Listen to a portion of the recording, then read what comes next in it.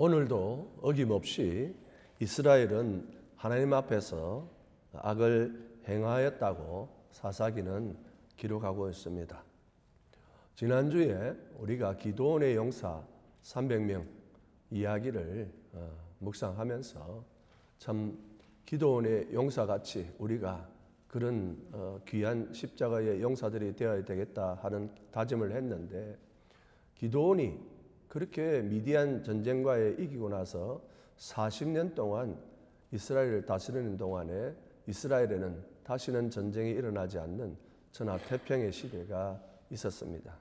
그 이후에도 사사 둘라라는 사람이 23년을, 그리고 사사 야일이라는 사람이 22년을 더 통치를 하면서 약 90년 동안 이스라엘에는 그 어떤 어려움도 없이 나라가 평온하게 그렇게 젖과 꿀이 흐르는 땅에서 풍요롭게 살게 되었습니다. 그런데 여러분, 그렇게 살게 되었으면 계속 쭉 가면 너무나 좋았겠지요? 그런데 참 이스라엘은 그 태평성대를 오래 가지 못했습니다. 야일이라는 사사가 죽고 난 다음에 본문 사사기 10장 6절 이하에 보면 이스라엘은 다시 하나님 앞에서 악을 행하였다고 그렇게 기록하고 있습니다. 왜 이렇게 지속이 안 되는지를 잘 모르겠어요. 어찌 보면 인간의 본성인지도 모르죠. 아무튼 하나님 앞에 악을 행했다고 그랬습니다. 그런데 이번에는 그 악이 이전의 악보다 더 심했습니다. 지난번에도 설교 말씀드렸지만 바늘 도둑이 소도둑 된다고 점점 이스라엘은 타락해 갔습니다. 그 깊이가, 그 심각성이 더 심했고 더 큰 죄를 하나님 앞에 범했습니다. 사사기 10장 6절에 보니까 이들이 어떤 죄를 범했느냐, 그들이 바알들과 아스다롯과 아람의 신들과 시돈의 신들과 모압의 신들과 암몬 자손의 신들과 블레셋 사람들의 신들을 섬기고 여호와를 버리고 섬기지 아니하였다, 그렇게 기록하고 있어요. 여러분, 여기에 도대체 신들이 몇 신이 나옵니까? 엄청난 신들이 나옵니다. 그러니까 우상을 한 우상만 섬긴 게 아니고 신들을 섬겼다고 그러는데 그 신들이 얼마나 많은지를 모르겠어요. 거기다가 여러분, 제가 열거해드린 모든 신들이 어떤 신들이냐, 동서남북에 있는 모든 신들이 다 들어가 있어요. 그러니까 이스라엘의 주변에 있는 모든 신을 이스라엘이 다 섬겼다고 보면 돼요. 그리고 한 신이 아니라 신들을 섬겼다니까 이루 말할 수 없는 그 신들을 섬겼다고 볼 수 있습니다. 그 말은 다른 말로 하면 이스라엘을 완전히 우상이 덮어버렸다라고 할 수 있겠죠. 이스라엘이라는 나라가 어떤 나라입니까? 하나님의 백성입니다. 그리고 가나안 땅은 어떤 나라입니까? 하나님이 약속하신 젖과 꿀이 흐르는 그 땅이 가나안 땅입니다. 그런데 그 땅을 완전히 우상으로 뒤덮어 버리고, 우상 숭배하는 민족이 하나님의 말씀을 잘 순종했을까요? 전혀 그렇지 않죠. 오히려 하나님의 말씀을 더욱 불순종하여서 그들은 악을 더 행했습니다. 결국 하나님은 이스라엘을 또 심판하고 재앙을 내릴 수밖에 없었지요. 그래서 이번에는 요단강 동편에 있는 암몬이라는 족속을 통해서 또 18해를 그들을 억압하는 그런 심판을 내렸습니다. 암몬이라는 나라는 그 전에 이스라엘한테 또 한번 전쟁에서 패한 적이 있었기 때문에 더 이스라엘을 핍박하고 학대하였다고 그렇게 기록하고 있습니다. 그러자 18해가 되자 이스라엘은 더 이상 견딜 수 없었는지 또 하나님 앞에 살려달라고 기도했습니다. 하나님, 우리가 잘못했습니다. 우리를 살려달라고, 그리고 건져달라고 그렇게 요구했죠. 도대체 이게 몇 번째인지는 모르겠습니다. 정말 해도 너무한다 생각이 들 정도로 이스라엘은 그렇게 했음에도 하나님 앞에 또 살려달라고 얘기했습니다. 그러자 긍휼이 많으시고 사랑이 풍성하신 우리 여호와 하나님께서 그들을 어떻게 해주셨어요? 또 용서해 주셨어요. 또 용서해 주셨어요. 그리고 입다라고 하는 사사를 세워서 암몬 족속을 무찌르고 이스라엘을 구원해 주시는 그런 놀라운 은혜를 베풀어 주셨습니다. 그렇게 많이 배반하고 그렇게 우상숭배하지 말라고 경고하고 말씀을 순종하라고 말했음에도 불구하고 죽으라고 불순종하는 이스라엘임에도 우리 하나님께서는 자신의 언약의 백성, 하나님 스스로 언약을 맺어서 자신의 백성을 삼았기 때문에 하나님은 그들을 포기하지 아니하시고 잘못을 했을 때 매를 되었을지언정 끝까지 그들을 책임지시고 구원해 주시는 구원의 하나님이시라는 것을 믿을 수 있기를 간절히 바랍니다. 우리가 그 하나님을 우리 하나님으로 믿고 있다 하는 것을 오늘 말씀을 통해서도 우리가 깨달아야 할 것입니다. 그런데 이런 전체적인 내용 속에서 우리가 특별히 조금 살펴봐야 될 부분이 있습니다. 그게 바로 오늘 우리가 읽었던 본문의 말씀입니다. 이스라엘이 하나님 앞에 악을 범하여 18해를 학대받는 중에 하나님 앞에 기도하고 회개하여서 살려달라고 했을 때 하나님께서 입다를 통해서 암몬 족속 속에서 건져주셨다라는 그 내용 안에서 우리가 특별히 눈여겨봐야 될 본문이 오늘 본문인데 그 이유는 이 입다라는 사사를 통하여서 이전의 이스라엘 역사와 전혀 다른 전환점을 보게 된다고 보기 때문에 그렇습니다. 여러분 오늘 내용을 보면은 하나님께서 입다를 세워서 이스라엘을 구원하시는데 이 입다가 하나님 앞에서 서원하는 장면이 오늘 우리가 읽은 내용의 말씀입니다. 입다가 암몬과의 전쟁에 나서기 전에 하나님 앞에 서원 기도를 합니다. 어떻게 기도를 하느냐? 30절과 31절 말씀에 이렇게 그가 하나님 앞에 기도했습니다. 그가 여호와께 서원하여 이르되 주께서 과연 암몬 자손을 내 손에 넘겨주시면 내가 암몬 자손에게서 평안히 돌아올 때에 누구든지 내 집 문에서 나와서 나를 영접하는 그는 여호와께 돌릴 것이니 내가 그를 번제물로 드리겠나이다 하니라.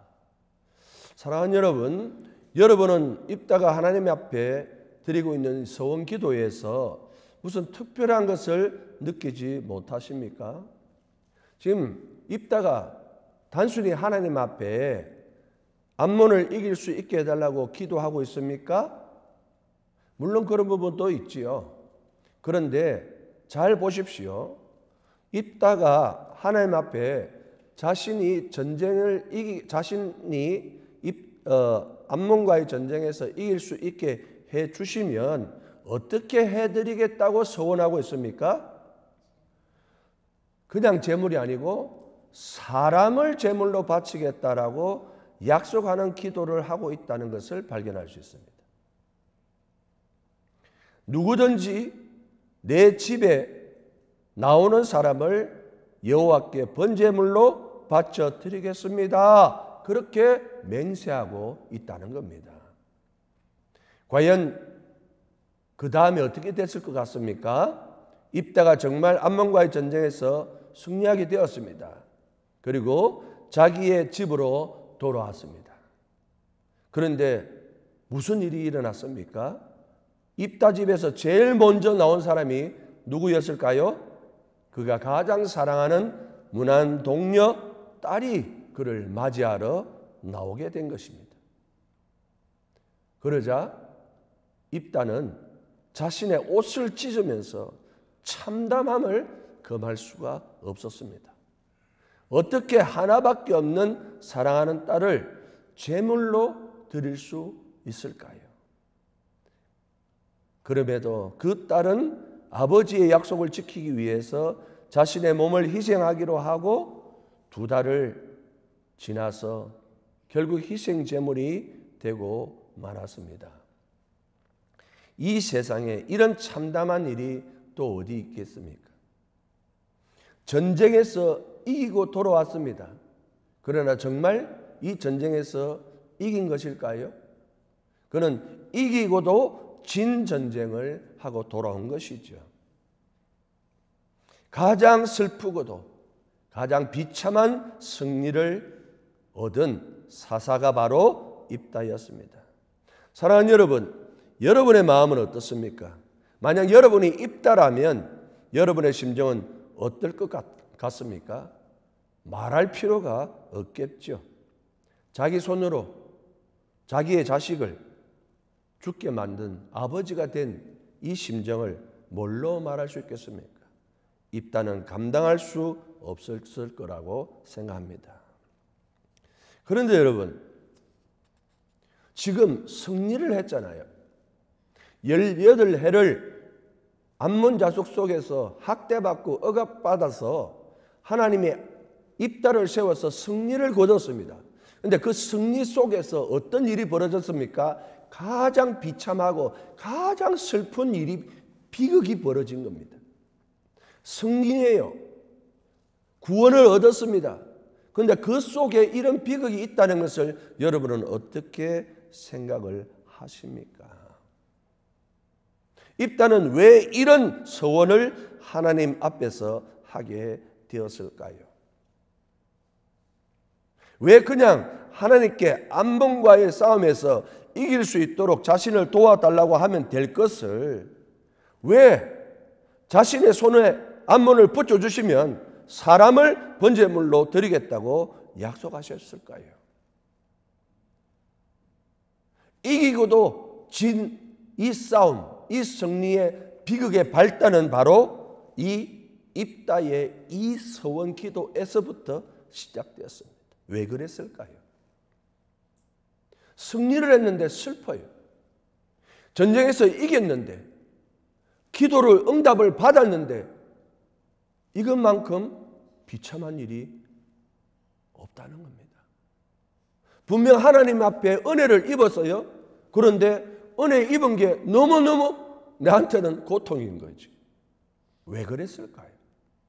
왜 입다는 하나님 앞에 그냥 도와달라고 하면 될 텐데 거기다가 이런 서원 기도를 해가지고 이런 비극이 시작되었을까? 그 이유는 입다는 자신의 의에 도취되었기 때문에 그래요. 자기 의에 도취됐단 말이에요. 무슨 말이냐면 입다는 하나님이 도와주시면 자신이 반드시 이길 것이라는 그 사실에 도취되어서 나머지는 그냥 판단이 흐려져 버렸다는 거예요. 중요한 것은 무엇입니까? 입다에게 관심이 하나님이 자기를 도와주는 것에 관심이 있었겠습니까? 아니면 하나님이 도와주면 자기가 이길 수 있다는 것에 관심이 있었겠어요? 후자죠. 입다는 하나님이 자기를 도와주는 것에 관심이 있다기보다도 하나님이 도와주면 자기가 전쟁에서 이길 수 있다는 거기에 관심이 집중되어 있었다는 겁니다. 결국 그는 하나님이 중요한 게 아니에요. 하나님도 자기가 이길 수 있는데 보조 역할을 하는 거죠. 자기를 도와주는 역할에 불과하지 실제로 중요한 것은 무엇입니까? 자신이 전쟁에서 이기는 게 중요하다는 거예요. 자신의 업적, 자신의 능력, 자신이 싸움에서 이길 수 있는 그것을 인정받고 싶어 하는 것이 결국은 하나님을 어떻게 했나요? 이용하는 것에 불과했다고 하는 것입니다. 그것이 입다의 불행의 시작이라는 거예요. 입다는 지금 하나님과 무엇을 하고 있습니까? 하나님 앞에 서원 기도를 하고 있습니다. 그런데 그 서원 기도를 가만히 들어보니까 뭘 하고 있습니까? 하나님과 딜을 하고 있습니다. 하나님과 거래를 하고 있습니다. 단순히 도와달라고 하는 게 아니고 뭐라고 그랬습니까? 도와주시면 나도 하나님 앞에 이거 해드리겠습니다 라고 약속하는 것이죠. 흔히 세상적으로 말하면 뭡니까? Give and take죠. 나한테 이거 해주시면 나도 이거 해드리겠습니다. 너무 우스운 얘기잖아요. 하나님 이거 해주시면 나도 이거 해드릴게요. 하나님하고 자기를 동급으로 놓고 철저하게 하나님 중심이 아니라 자기 중심이고 자기 의를 드러내려고 하는 그 마음밖에 없었다고 하는 것입니다. 여러분, 만약 입다가 승리를 하고 자신의 딸이 죽지 않았다고 가정을 해보십시다. 만약에 전쟁에서 승리했습니다. 자기 딸이 죽지 않았어요. 그러면 입다는 무엇이라고 말하고 다녔을까요? 자신이 하나님과 딜을 잘해가지고 하나님의 도움을 받아서 자신이 암몬을 몰아낼 수 있었다라고 그렇게 자랑했을 겁니다. 하나님을 자랑하는 게 아니고 하나님하고 자기가 딜을 잘해가지고 자기가 하나님의 도움을 받기는 했지만 자기가 암몬 족속을 물리칠 수 있었다라고 자랑하며 하나님의 영광을 자기가 탈취해 갔겠죠. 그리고 그것은 입다에게 평생 가슴에 훈장이 되고 자기 공로로 남을 것입니다. 하지만 그가 몰랐던 것이 무엇입니까? 하나님은 결코 그런 거래를 원하지 않았다는 것이죠. 누구 생각입니까? 오로지 자기 생각 속에. 누구 기도입니까? 자기 기도만 하고 있는 거예요. 상대방인 하나님은 전혀 그런 거래, 그런 생각하고 있지 않는데 자기가 그냥 하나님 앞에 그런 딜을 하고 자기가 그렇게 거래를 끝내버렸습니다. 그러니까 그 거래는 하나님과 맺은 거래가 아니고 입다가 일방적으로 정한 거래의 기도라는 것이죠. 우리가 하나님 앞에 기도할 때 조심해야 할 것이 바로 이런 기도입니다. 하나님에게 도와달라고 기도하는 것이 아니라 하나님 해주시면 나도 해드리겠다는 이런 어리석은 거래의 기도를 우리는 결코 해서는 안 됩니다. 목사님, 하나님께 우리 기도하다 보면 이거 해주시면 제가 이렇게 하겠습니다 라는 기도를 할 때도 있지 않습니까? 맞습니다. 그건 거래가 아니에요. 그건 감사의 기도지. 그렇죠? 하나님, 내 기도 들어주시면 내가 이렇게 헌신하고 이렇게 봉사하며 내가 주를 위하여 살겠습니다. 이게 어떻게 거래예요? 그거는 하나님께서 해주신 것에 대하여 우리가 하나님 앞에 드리는 감사의 기도죠. 그러니까 그런 기도하고는 혼동하면 안 돼요. 이 얘기는 거래를 하는 기도를 해서는 안 된다는 얘기입니다. 마태복음 19장 16절 이하에 어느 부자 청년이 예수님을 찾아왔습니다. 이 청년이 예수님께 질문했습니다. 선생님, 어떤 선한 일을 하면 영생을 얻을 수 있습니까? 그렇게 물어봤어요. 그러니까 예수님께서 야, 이 친구 대단한데? 그래서 예수님 대답해 줬습니다. 살인하지 말고 간음하지 말고 도둑질하지 말고 거짓 증언하지 말고 내 부모를 공경하고 내 이웃을 내 몸과 같이 사랑하라. 십계명의 내용들과 예수님께서 늘 말씀하시는 그 내용을 말해줬죠. 다 예수님께서 하신 말씀이죠. 그런데 재미난 것은 이 청년이, 이 부자 청년이 예수님의 이 대답을 듣고 보인 반응이 상당히 재미있습니다. 뭐라고 얘기했느냐? 마태복음 19장 20절에 예수님께서 그 말을 하고 난 다음에 이렇게 청년이 얘기했습니다. 선생님, 이 모든 것을 내가 이미 지켜왔는데 아직도 뭐가 부족합니까? 이렇게 답을 했어요. 선생님 말씀하신 거 내가 벌써 지키고 있는데요. 아직 또 뭐가 부족합니까? 이 청년이 이런 말을 하는 이유가 무엇일까요? 그는 이미 이런 모든 것을 다 하고 있다는 거예요. 그 말은 자신은 이미 선한 사람이라는 거예요. 예수님께 어떤 선한 일을 해야 영생을 얻습니까? 하니까 예수님이 이런 일을 해라 그러니까 그런 일을 벌써 하고 있는데요. 그럼 나는 벌써 선한 사람이네요. 그런 뜻이잖아요. 부족함이 없네요. 뭐가 부족합니까? 그러면서 이 청년이 좀 의아하게 생각하는 거예요. 그럼 영생을 벌써 얻은 겁니까? 이렇게 반응을 보이는 것이죠. 그는 이미 자기 자신이 선한 사람이고 뿐만 아니라 자기는 의로운 사람이라고 생각을 하고 있다는 겁니다. 그런데 재미난 것은 그 결정을 누가 하고 있습니까? 자기가 선하고 자기가 의로운 사람이라는 결정을 누가 내리고 있어요? 지금 자기 자신이 내리고 있는 거예요. 예수님은 이렇게 하면 선하고 영생을 얻을 수 있다라고 말을 했는데 그럼 나 발 지키고 있는데 그럼 나는 벌써 선한 사람이 의로운 사람이네요? 라고 스스로 얘기를 하고 있다는 것이죠. 그런데 여러분, 우리가 여기서 정말 조심해야 됩니다. 선한 일을 미리 하고 있고 이미 하고 있다고 하는 자기 스스로 어렵다고 생각하는 것은 바로 착각을 하고 있는 것이죠. 자기 스스로 착각하는 거예요.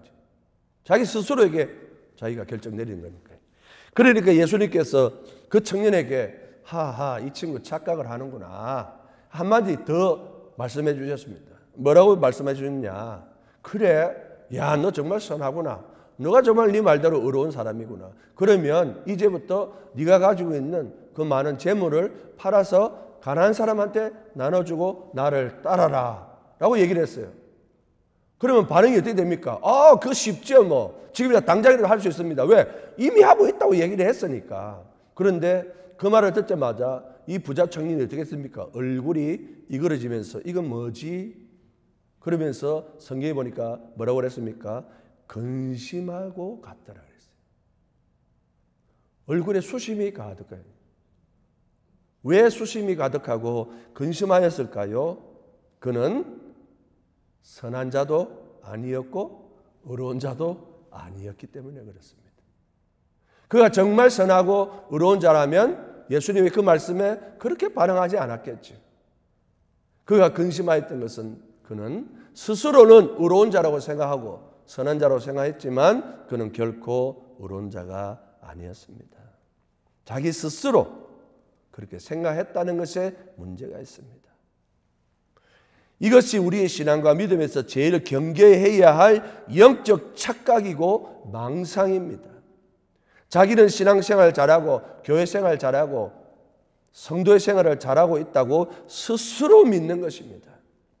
우리는 이것을 자기 신념이라고 말하고 자기 맹신이라고 부릅니다. 자기 스스로가 그렇게 생각하는 자기 신념, 자기 맹신입니다. 왜? 아무도 또는 주님께서 그렇게 말씀해 주지 않고 자기 스스로가 그렇게 생각하는 거죠. 나는 잘 믿고 있고 잘하고 있다. 이것이 곧 바리새인들의 모습이죠. 자기 의에 도취해서 나는 일주일에 금식을 몇 번 하고 헌금을 어떻게 드리고 나는 신앙생활을 어떻게 하고 나는 저 죄인들처럼 저렇지 않고 나는 잘하고 있어. 자기 의에 도취되어서. 그래서 예수님께서 회칠한 무덤들아 위선자들이라고 말씀하신 그 이유를 우리는 생각해 봐야 되죠. 제가 한국에 있을 때 실제로 일어난 일이고 제가 들은 얘기입니다. 몇십 년 전 어느 교회에서 청년부가 금요 철야 기도회를 한국 어느 기도원에 기도하러 올라갔습니다. 그런데 그날 마침 비가 억수같이 내렸습니다. 보통 기도원에 올라가면 산기도도 하고 집회도 있고 그러니까 많이들 올라가지 않습니까? 그런데 기도원 측에서도 비가 많이 오기 때문에 걱정이 되었습니다. 그래서 광고를 했어요. 오늘 비가 많이 오니까 오늘 여기서 묵고 가실 분은 묵고 가시고 그러지 않을 분은 빨리 내려가시는 게 좋겠다. 기도원 입구에 개울이 있기 때문에 비가 많이 오면 물이 불어서 건너지 못할 수도 있으니까 빨리 내려가라고 광고를 미리 했습니다. 그러자 이 교회 청년부가 그 얘기를 듣고 내일 직장도 가야 되니까 일찍 내려가기로 했습니다. 근데 내려가다 보니까 비가 많이 오니까 겨울에 물이 좀 많이 불기 시작했습니다. 그런데 한 청년이 얘기했습니다. 믿음으로 건넙시다. 우리가 오늘 기도원에서 뜨겁게 기도했지 않습니까? 성령 충만한 이때 하나님께서 우리를 도와주실 줄로 믿습니다. 여기저기서 아멘, 아멘. 모두 다 손을 잡고 그 겨울을 건너려고 발을 내딛었습니다. 그들은 그 다음날 겨울 아래에 모두 다 죽음으로 발견됐습니다. 너무나도 불행한 사건이었습니다. 우리 한국 교회에서 발칵 뒤집어졌습니다. 왜 이런 일이 일어났느냐? 그들이 믿음이 없었을까요? 그들이 기도를 안 했을까요? 심지어 기도원까지 올라갔는데 왜 그들이 이 비참한 일을 겪어야만 했느냐? 왜 우리가 기도하러 올라갔는데 그들이 왜 죽어야만 했느냐? 이 문제로 우리 기독교회에 굉장히 많은 갑론을박이 있었습니다. 하나님이 도와주지 않으신 걸까요? 아닙니다. 왜 이런 일이 일어났느냐? 그들은 믿음이 아니라 그들이 믿는 믿음을 믿은 맹신을 가지고 있었기 때문입니다. 하나님에게 기도하며 자신의 믿음을 그런 식으로 자기가 생각하고 판단하면 그것은 믿음이 아니고 맹신이고 자기 최면에 불과합니다. 하나님이 그럴 것이다라고 자기가 생각하는 거죠. 하나님께서 그럴 것이다. 우리가 이렇게 하면 하나님 그럴 것이다. 그때 하나님께서 뭐라고 하시겠습니까? 니 나한테 물어봤나? 나한테 물어봤냐? 그럼 네 생각이잖아. 그리고 네가 그렇게 하면 내가 무조건 따라줘야 되냐? 그럴 수 있잖아요. 우리가 믿음이라고 하는 거, 하나님 앞에 기도할 때 이런 거 정말 조심해야 됩니다. 자기 확신, 자기 맹신.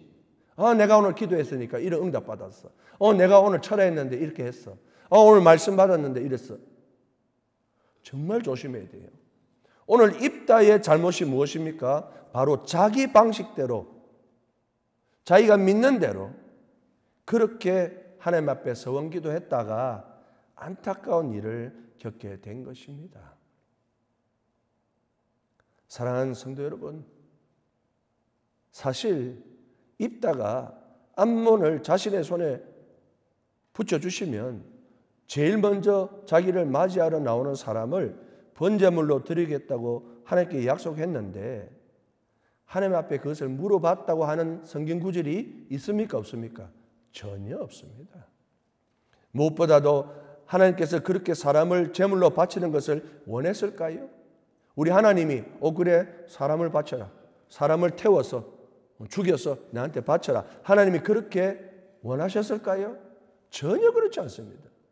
성경에는 하나님은 결코 사람을, 인간 제물을 원한 적이 없습니다. 레위기 18장 21절에 하나님께서 분명히 말씀했습니다. 레위기 18장 21절 너는 결단코 자녀를 몰렉에게 주어 불로 통과하게 함으로 내 하나님의 이름을 욕되게 하지 말라.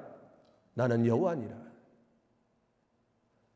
절대 인간을, 절대 사람을 제물로 바치지 말라고, 그것은 하나님의 이름을 욕되는 것이라고 말씀하셨죠.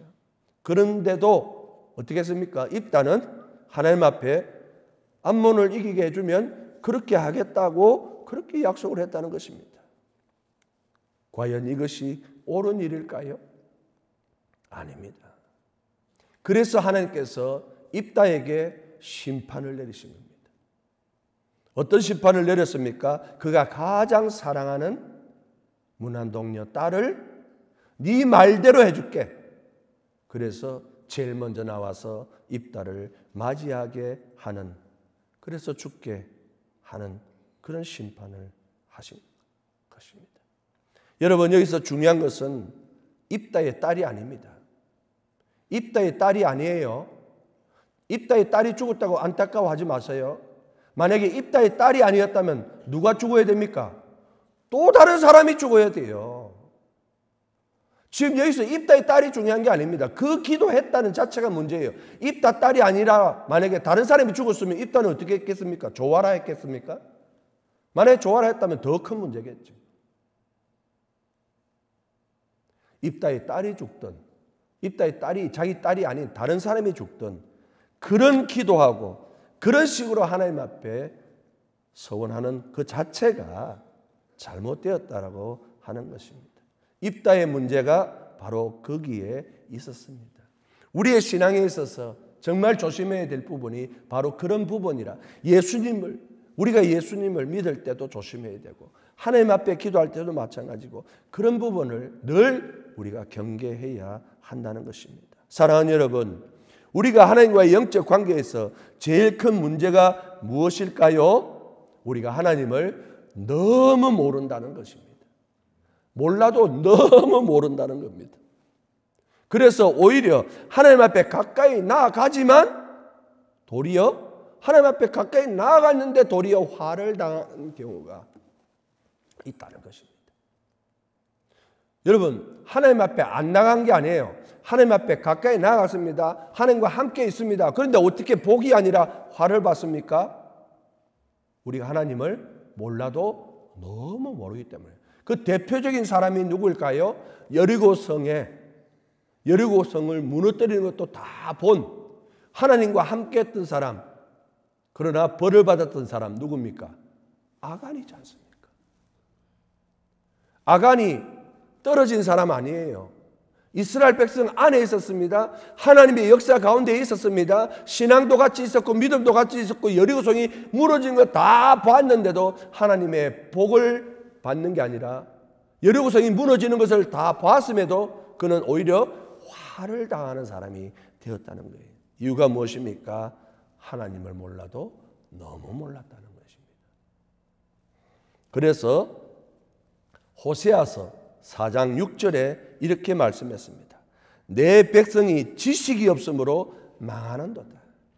하나님에 대한 지식이 없으므로 망하는도다. 내가 지식을 버렸으니 나도 너를 버려 내 제사장이 되지 못하게 할 것이요.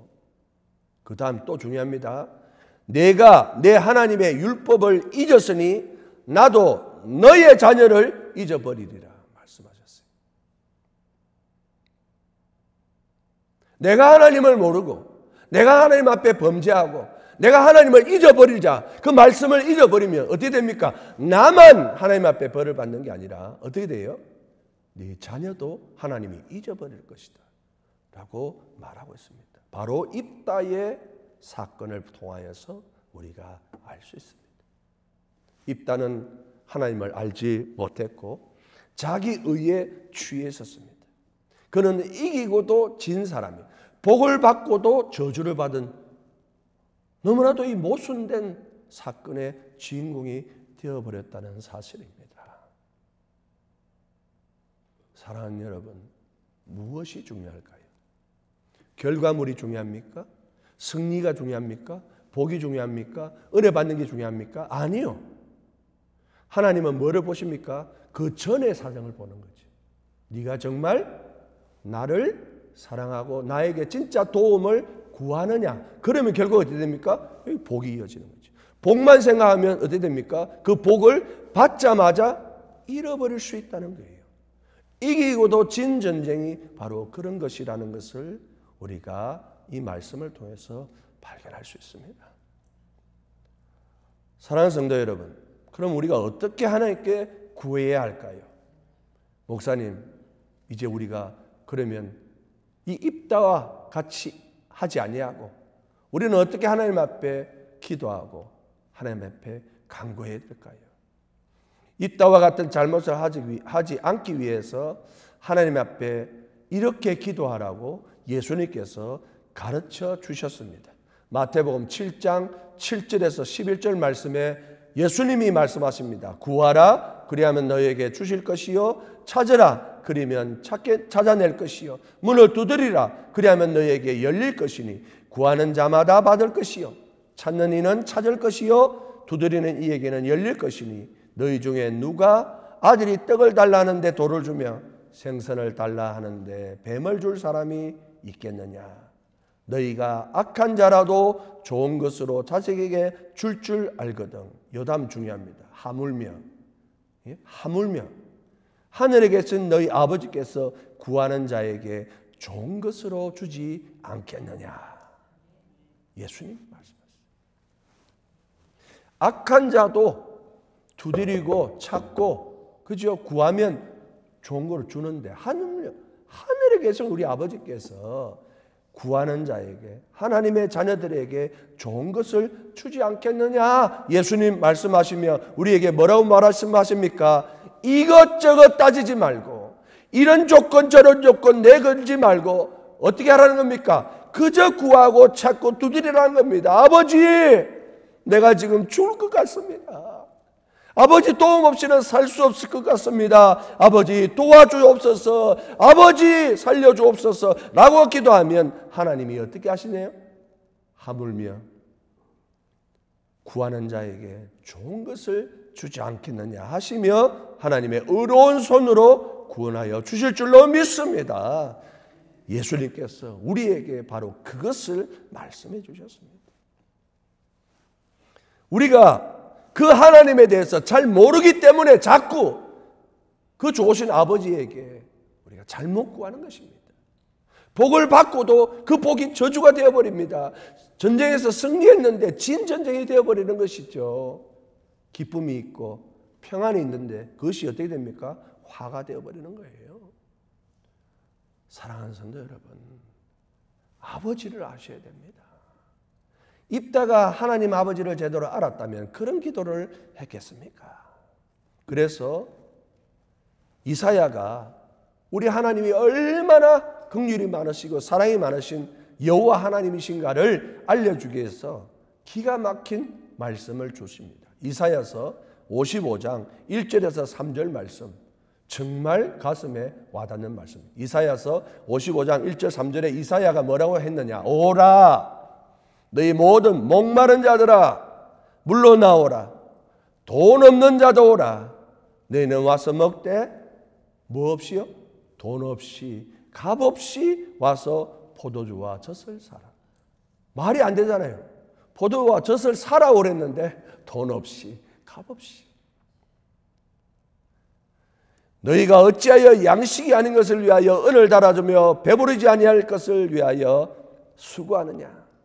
내게 듣고 들을지어다. 그리하면 너희가 좋은 것을 먹을 것이며 너희 자신들이 기름진 것으로 즐거움을 얻으리라. 너희는 귀를 기울이고 내게 나와 들으라.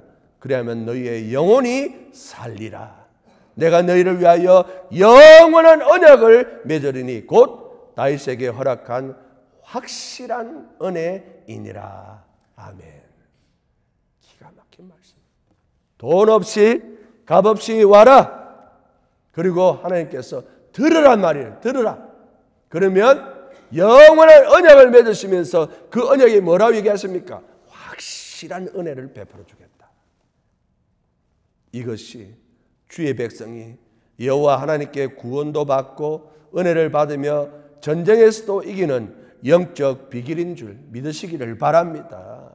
입다도 우리도 이렇게 기도해야 하는 줄 믿습니다. 사랑하는 거룩한 교회 성도 여러분, 우리는 이 세상 사는 동안 육신의 몸을 입고 늘 죄를 지으며 실패하고 낙심하고 좌절 속에 살아갈 수밖에 없는 한없이 나약한 존재입니다. 우리 중에 누가 강한 자가 있습니까? 우리는 모두 다 연약한 존재입니다. 그래서 우리에게는 언제나 하나님의 도우심이 절대적으로 필요합니다. 하지만 여러분, 우리가 어떻게 하나님께 구해야 할까요? 어떻게 도움을 받을 수 있을까요? 조건을 걸어야 할까요? 하나님 앞에 딜을 해야 됩니까? 아니면 내가 하나님 앞에 공로를 쌓아야 합니까? 우리가 무슨 수로 그런 것을 할 수 있겠습니까? 무엇보다도 하나님은 그런 것을 좋아하지 아니하십니다. 하나님께서 원하시는 것은 무엇입니까? 그렇게 죄 많고 쓰러지고 넘어지고 실패하고 낙심하고 좌절하는 우리들에게 원하시는 것은 진심으로 전심으로 회개하고 아버지 하나님께 부르짖는 기도인 줄로 믿습니다. 거기에 다른 조건 걸지 마십시오. 오직 하나님만이 나의 문제 해결할 수 있음을 고백하고 아버지 하나님께 부르짖을 때 하나님께서는 한량없는 은혜와 구원의 팔로 건져 주실 줄 믿습니다. 이런 은혜가 은혜의 역사가 저와 여러분에게 언제나 함께 하시기를 주의 이름으로 간절히 축원드립니다. 아멘. 기도하겠습니다.